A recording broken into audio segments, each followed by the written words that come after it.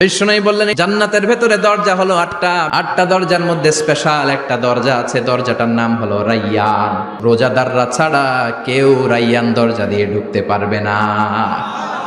আবার বিষ্ণু বললেন একবার রাইয়ান দরজা দিয়ে ঢুকার সুযোগ যে পেয়ে যাবে চিরকালের জন্য তার গলার তৃষ্ণা মিটে যাবে।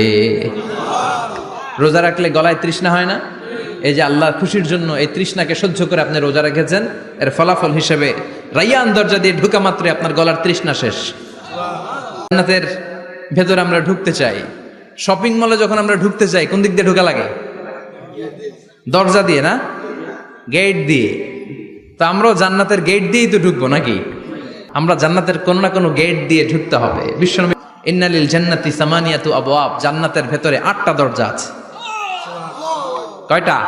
বিশ্বনবী একবার সাহাবাদেরকে নিয়ে ওয়াজ করছেন, বলছেন তোমাদের মধ্যে এমন একজন ব্যক্তি আছে